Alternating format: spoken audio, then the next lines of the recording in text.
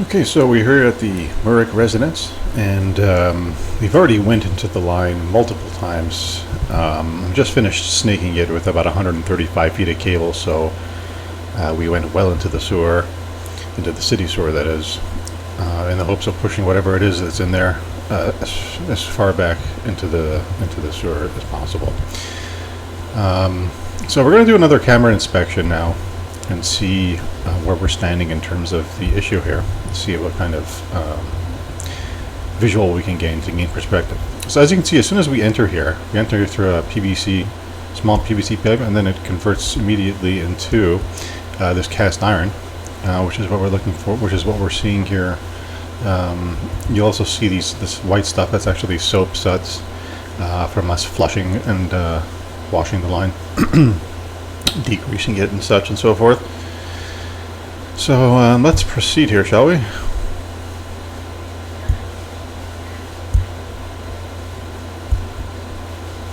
bit of a hard turn there.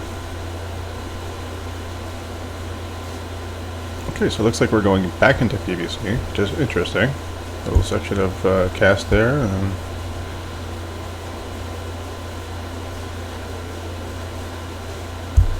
okay, hold on. No, this is actually. Yeah, so this is.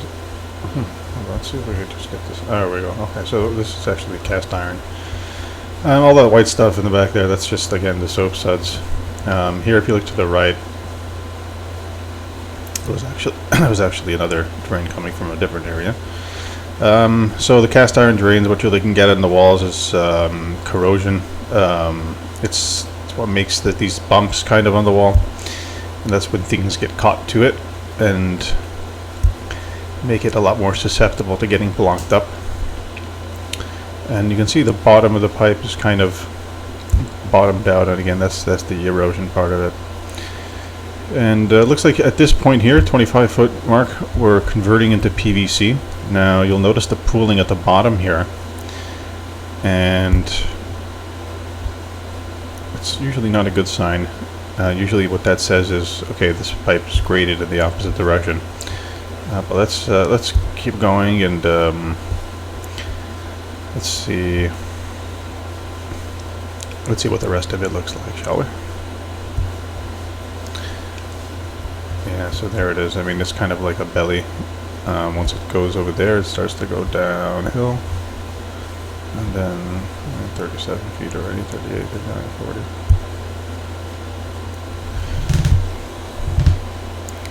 Yeah, it pretty much seems like this whole pipe area so far is filled with water. But part of it could also be because it's still partially blocked, which is why we're doing this camera inspection. And we're going to see exactly what's going on here at this point, because I don't know if snaking it anymore is going to actually do anything. I mean, we snaked it to the point where there was nothing else coming out. So what I'm actually doing now is I have an additional piece of equipment. It's called a flex shaft, and this allows me to.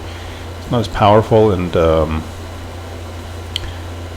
good at breaking things up as the actual snake, but it's something which can potentially help us just because of the way it works. I can run it while I'm running the camera, and so I can get a better idea of what's going on, and maybe it needs a little shimmy here or there. So just bear with me here for a minute.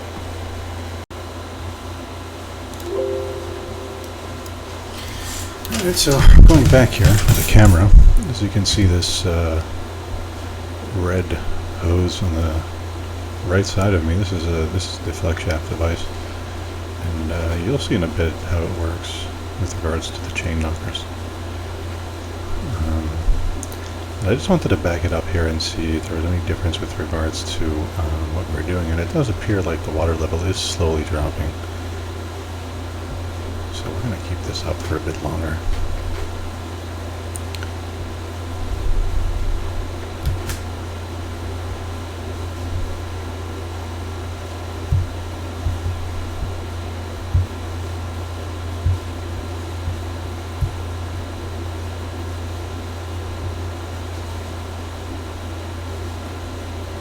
Okay, so it looks like it's actually dropping a little more there. Okay, so we're able to push through, and this is basically what we're dealing with here. I mean, if you look to the top right, all this black stuff, I mean, it looks like there's a little piece of toilet paper stuck in the front here, but otherwise it just looks like a thick bush of roots coming in from the top, which explains why we're able to kind of go through the bottom, but at the same time, we can't really get the snake to forcibly, you know, even try to chop it up. We're going to see if I can push the camera any past this.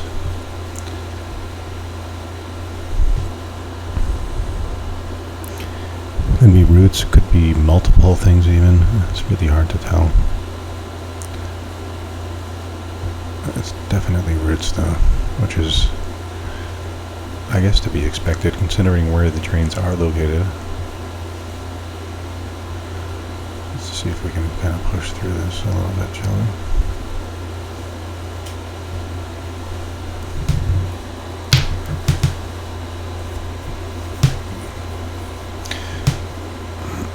Yeah, it doesn't really seem to be going. I mean, this is what we see as soon as we try to push anymore.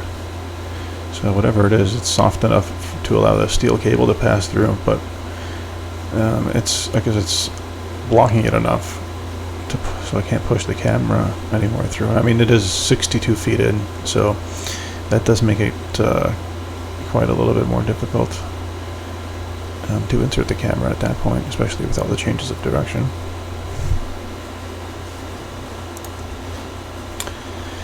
Yeah, so there it is.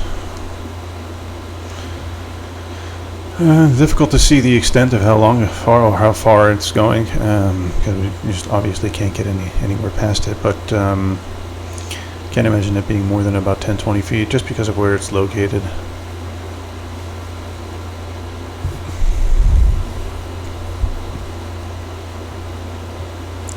I did mark this spot with some spray paint over there. It should be in pink towards the property line.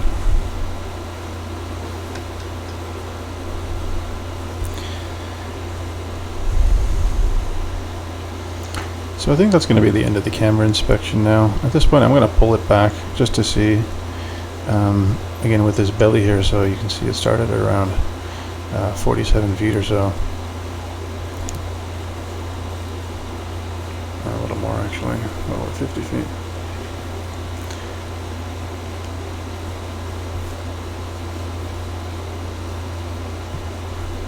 So more precisely 55 feet, okay. And then as we start going back, the water starts to build up more and more. So this is kind of like that U going into the ground, where the belly is. So.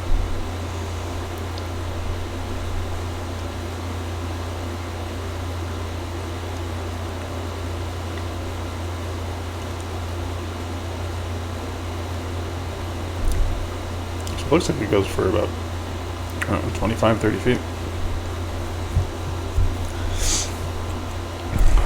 Basically the section that's right after the cast iron, so up until this point is cast iron, 28 feet in, and then from here to where it's blocked up is another 32 feet.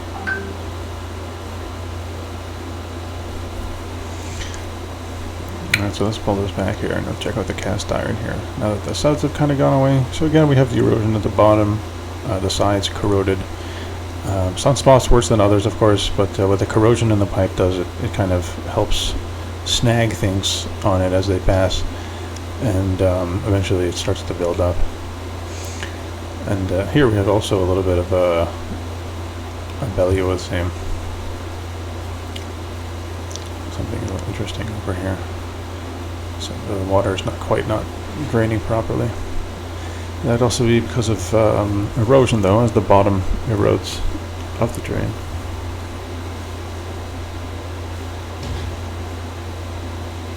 And well, there you have it. And we're gonna close up now.